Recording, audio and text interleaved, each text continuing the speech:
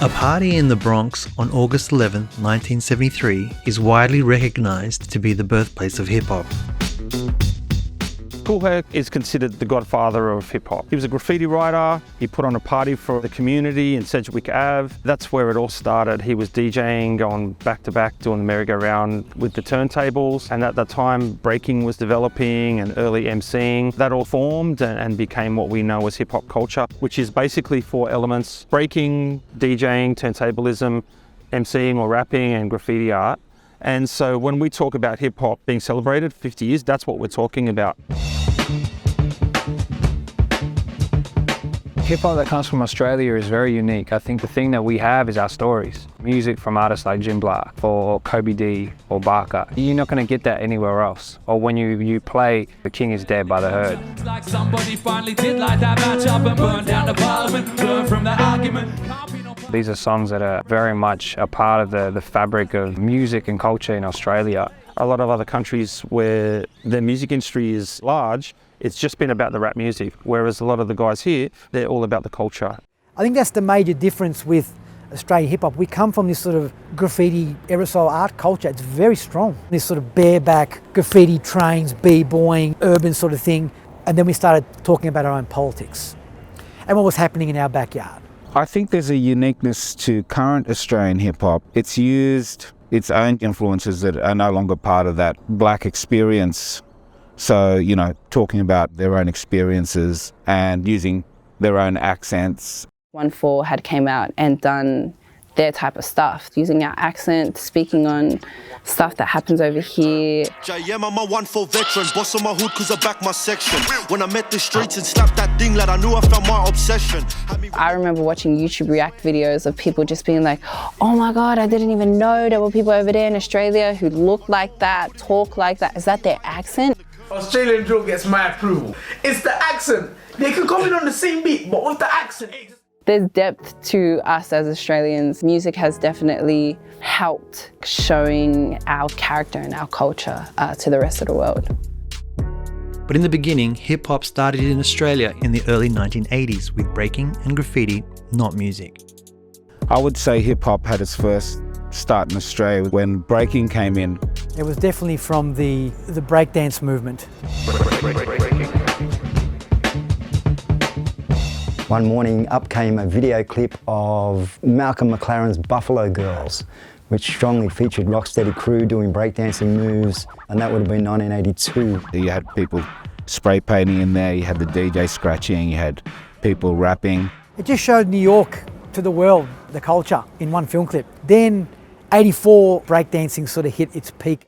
In 84, I was in a crew called the United Break Team, and we were the first non-sports people to be sponsored by Puma in this country. We later toured with the Rocksteady crew when they came out here. By 1984, breakdancing had become a pop culture phenomenon, prompting the Countdown Beach Street competition.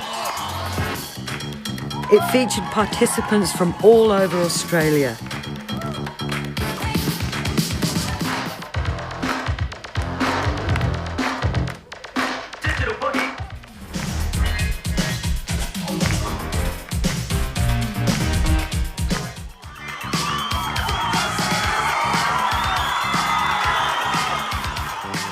And who better to judge our homegrown talent than our visiting b-boy masters? There were movies like Beat Street, which had Rocksteady crew in it breaking, and also graph writers painting. Went to see Beat Street, most surreal night of my life. Every friggin' b-boy in their dog, cat, rat, breaking in the aisles. And I hear the intro.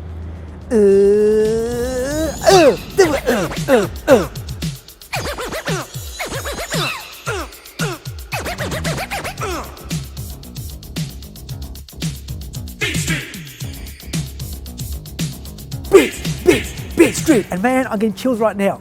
It's like I'm back there. I get emotional. And that night, that was sort of like, that's the journey I'm going to take. All the right combination of things were there, you know, all the elements. And that's how we ran with it, with that sort of packaged culture. Kool Herc's party was in 73, but over 10 years of development, got hip hop to a place where it could be marketed to the rest of the world. Movies like Beat Street, Wild Style, different things that came to Australia, which we could see and experience the whole culture through. For the older generation of hip-hop heads in Australia, we're usually all about all of the elements.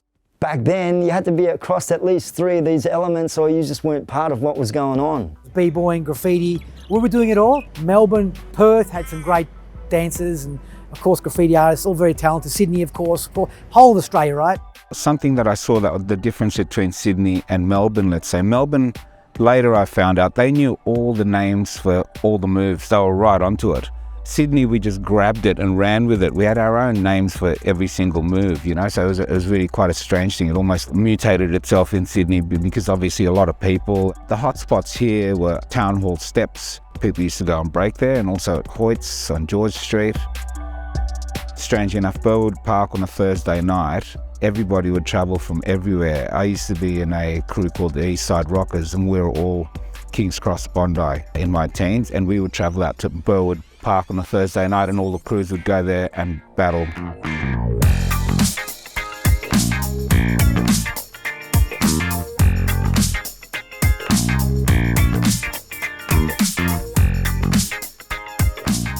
A harmless dancing trend may have started the graffiti craze, but the results are far from harmless. In fact, last month, a 15-year-old Sydney schoolboy died when he fell from a speeding train, pursuing his favourite pastime. As a teen, Rossano fiercely defended the art form of graffiti, and his crew helped change public opinion of street art in Sydney. Graffiti, as people define it, is like writing on the wall and things like that, which isn't really what we're doing. That I look at ours more as art, just a way of expressing your art. What other artist would you know would be that dedicated to go down in his own time, risking his life against the trains and stuff, risking getting bashed by transit police and fines to just go down and express his art? That's what we call a dedicated artist. Australian Graff is one of the most well-known scenes in the world. We've had a really healthy amount of writers since the b-boy era started in the early 80s. A lot of people that got into breaking got into Graff and then they just continued. And there's those that are like, I'm an artist, I want to do creative murals. And then there's those that are like, I want to get my name up. It's about standing up to the system and things like that. And people fluctuate between both. And I've been in both mindsets as well.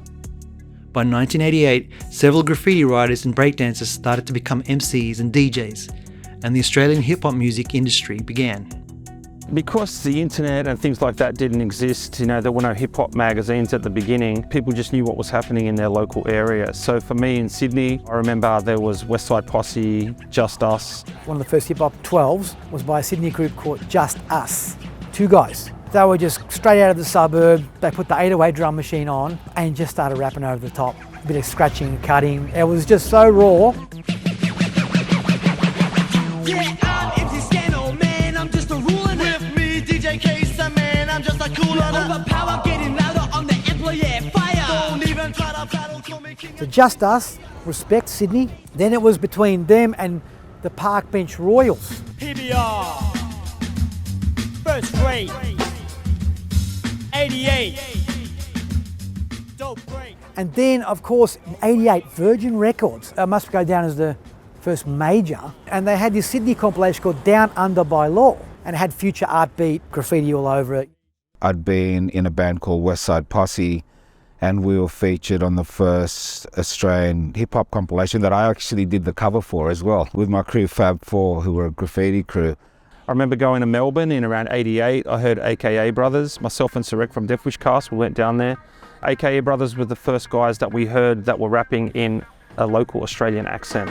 Just hear this till the end, comprehend the beats and tunes blend. So I send lyrics, not hysterics, less exaggeration. Not here to say I'm bad on a radio station. So Sarek and I came back, formed our relative crews, Death Wish Cast and Brethren, started using our own accent. So, you know, props to A.K.A. brothers in Melbourne for kicking that off. First Australian rap album that I heard when I was a kid that influenced me would have been a group from Sydney in the late 80s called Death Wish Cast. Released a record called Mad as a Hatter, and it was kind of one of the things when I was a kid that made me realise that hip-hop wasn't just from New York and the US, that there were actually people in Australia making hip-hop as well.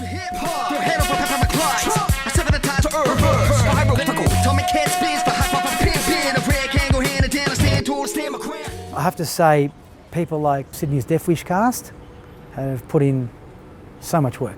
Melbourne A.K.A. brothers, there was Rise and Tarkey, and they were really, you know, smart lyrics, beautiful, lush, jazzy backdrops. They were so far ahead of their time. Lyrical Commission, Downside from Perth. Queensland had the Catch and Resin Dogs. And anyone on OB's record, OB's Records, a record store, put on a lot of people.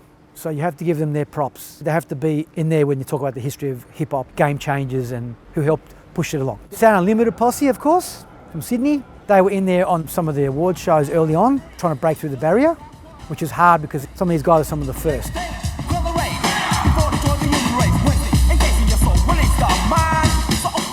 I guess it was definitely one of the first hip-hop groups. There were a few of us around, but we were the first signed to a major as Sound Unlimited. Sound Unlimited was signed to Sony Music in the early 1990s. That decade they supported several legendary hip-hop acts like De La Soul, Beastie Boys, Ice Cube and Public Enemy. But the road to success for Rossano and his band wasn't always easy. I came from a low socio-economic background, lived in Department of Housing. It's quite ironic because there was a lot of people who come up through that period as well who were middle and upper class acting like gangsters, and I thought, here I am, this kid who actually comes from that background, and what I was trying to put out was positive music about lifting yourself up from your situation. So ours are all social messages. It was also a hard time in terms of getting our music out because we didn't have all the different avenues that you have today and platforms. You had to try and get your stuff on radio, which is almost impossible because a lot of it was quite rock-centric in that period, unless you were releasing from overseas, in which case you might get a play on the radio with the type of music we were making at the time. Back in the late 80s, early 90s, people were like, what? I can't stand here and listen to this. Venue owners wouldn't touch hip-hop with a 10-foot pole. At the beginning, we were all just artists ourselves that were just sort of bouncing ideas off each other. We would go to gigs and we knew all of the other artists because it was a small community. And we always longed for a day when artists would be popular enough that it wasn't just people that made the music that were into it. And so then groups like Hilltop Hoods, Listen SO, 1200 Techniques started to sort of like have a broad appeal. How 1200 Techniques came together, I'd met Infer at the Evelyn with his brother, started writing some stuff. We helped shine a light on making it a commodity in this country. But you didn't see all the squirming we did to get there. All the head honchos of all the radio stations playing the mic and rapping in front of them, trying to impress them. It was pretty hard. I got to paint that because there wasn't an industry back then. In '98 we played Snoop Dogg in Melbourne. We supported him. I didn't even have a record. I just had 2 copies of all my funk records I was cutting up all the breaks on. I thought we were going to get booed off. People liked it. So that was the introduction at Festival Hall, of all places. That was crazy. And then later on we did the Linkin Park first time they were here. And I think that was the secret to our success. We got onto non-hip-hop supports because we had the live instrumentation. We had things that they could connect with. My brother, he was a guitarist. He did a track called Hard As Hell. We had my little sampler, looped something up. He played dum dum dum dum dum, you know, and that was the first Triple J entry into a radio play. Because that song just is like 5 songs in one. I thought that was our pinnacle of our live show every time.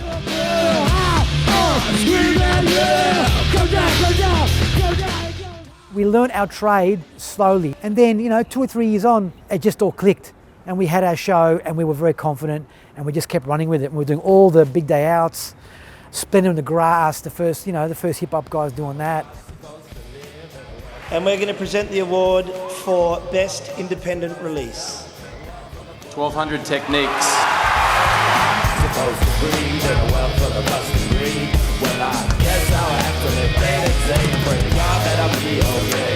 These bad rats think they fit like they the Iron Man. I got the iron tongue and the iron hand. I make the final stand. The Puppet Karma film clip looked like it was worth $250,000. We won that. That was a spin out, and then we won the Best Independent that year. I think Hilltops came, you know, only a couple of years after. They were already doing their thing. I'm just saying when they really, they took over. Hilltop Hoods formed in Adelaide in the mid-1990s and are one of the most successful hip-hop groups in Australia. The group has won numerous awards and had significant commercial success over the past 30 years. My people in the front, carbon and spell. There are so many groups that I think have really broken the mold and pushed the boundaries. I've got to definitely mention Hilltop Hoods. Just consistently be reaching so many people and still be strong contributors to hip hop.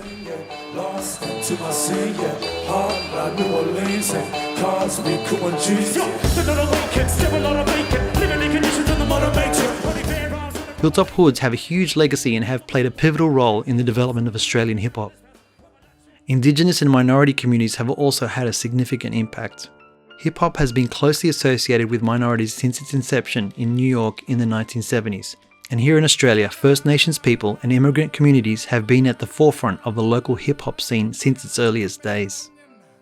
There was a time when hip-hop was something that was for minorities. It did bring a lot of different people together from different backgrounds. That was what I liked about it. It was very multicultural. Previous to that, you had, movements like punk, and I guess that was the first one in Australia where you had youth who came together from different colours, and it really empowered a lot of those minorities. As a kid, I definitely didn't feel like I fit in anywhere, and hip-hop was a space that made me feel like I was just connecting with people who did understand what it felt like to be someone like me on the margins and on the fringes. And so I kind of almost felt like I was having a conversation with my favourite artists as I was listening to their music, and wanted to write back.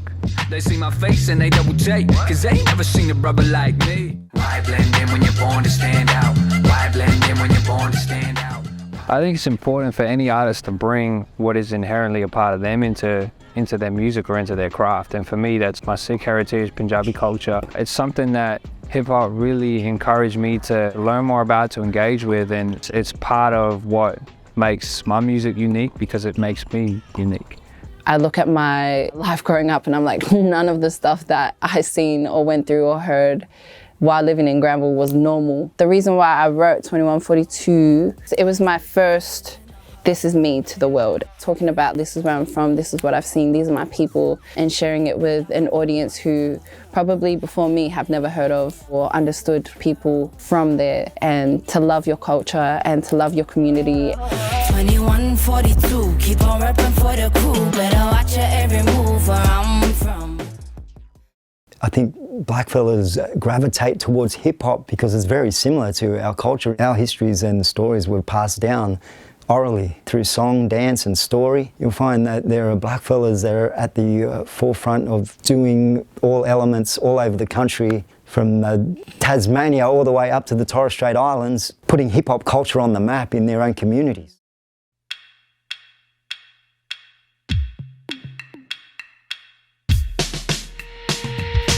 Back and we're ready to blow up the room again. We're back in the place and we're back making tunes again. Welcome to the jam, it's SWS and we're back like a boomerang. Southwest Syndicate, SWS, always having like a message and just talking about things that you see. I'm here in Australia, I'm here to a major. I'm out of control like a copper with a taser. That will get a laugh, but really in the subconscious it's like it's not too different than society.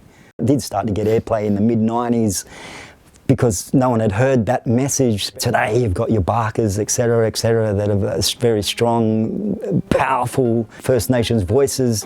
I am tired of begging and asking for our humanity. When is it enough? Can't colonize my black mind, and from a dream time I go back. They committed genocide through my tracks. They raped our mothers less than my black. Around the turn of this century, especially with First Nations people, there was people whose voices were not being heard because all of a sudden the mainstream had taken over the whole hip-hop thing. Now, if you move forward 15, 20 years, you have First Nations voices that are out there in the mainstream, and how good is that? There are many First Nations artists who have now achieved commercial success. Just like the earlier mentions of Australian hip-hop pioneers, it's impossible to name everyone, but a couple of noteworthy releases from Indigenous artists have been Mariuna by Baker Boy. The track, released in 2018, was the first song to make the Triple J Hottest 100 using an Indigenous language, and Baker Boy is the first MC to hit the mainstream rapping in his native tongue.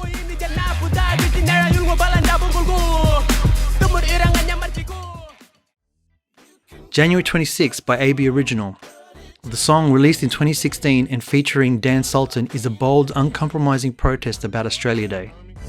You can come and wave your flag. It don't mean a thing to me. No, it just don't mean a thing.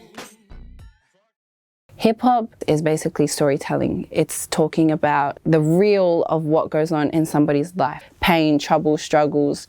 And out in Western Sydney, That's what we have. It's great to see now that there have been more crews putting Western Sydney on the map. You've got like your OneFours, 21 District doing the sort of more drill sound within the broader hip-hop spectrum, and they've got big followings.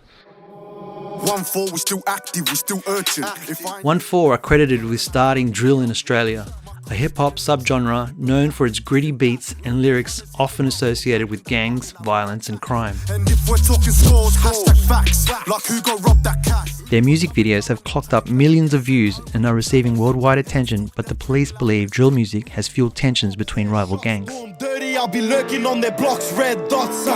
Can't be gang talking to feds, they wanna talk, we're only aiming their heads. I feel really conflicted when it comes to how my community goes about dealing with each other, being from different postcodes, mainly because living in it, breathing it and being it, you see why these boys are so hurt. They're your next door neighbour, or they're the boy you grew up in school with, and then along the way he lost his mum. He has to now take on the role of being the man of the house and get a job at 14, and like there's so much backstory behind why these boys go out and do what they do. I can understand them on some sympathy level, but I'm conflicted because I'm be better than that.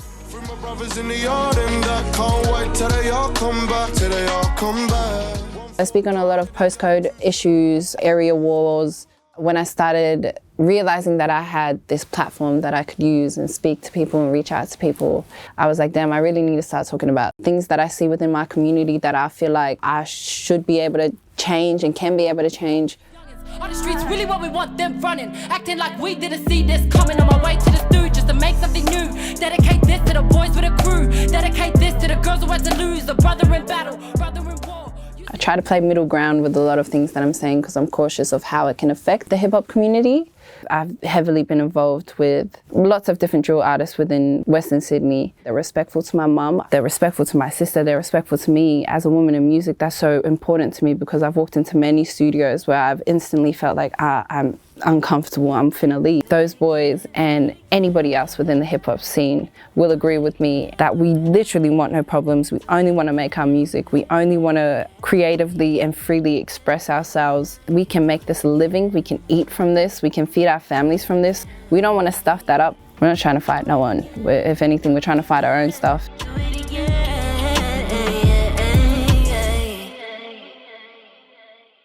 One thing that's important to remember is that even though the MC became the front man of hip hop in a sort of like a music sense, initially it was the DJ.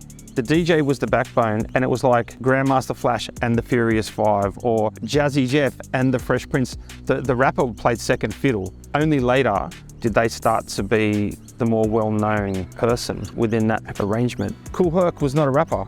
Kool Herc was a DJ that was a graffiti writer, and we're celebrating something that he did. I actually toured with Kool Herc many years ago as a graph writer. I toured around Australia with him, and he would DJ and I would paint while he was DJing because they wanted to have that graffiti connection with him. And so I painted portraits of Kool Herc and hung out with him, and as we were traveling around, just had some mad conversations about where it's come from and where it's going. Where is Australian hip hop headed into the future? It's mainstream now. People my age, they're up near their 60s. They're like, oh man, back then I was like bagging you out for being into like hip hop and stuff, but now I'm huge fans of these hip hop artists, and shows you kind of where we've come over the last 40 years. Through my eyes, I've seen it just become so much more bold. It's sonically become a lot richer as well. You know, we see people experimenting with so many different styles now, and hip hop in Australia will continue to go from strength to strength and touch all parts of the globe.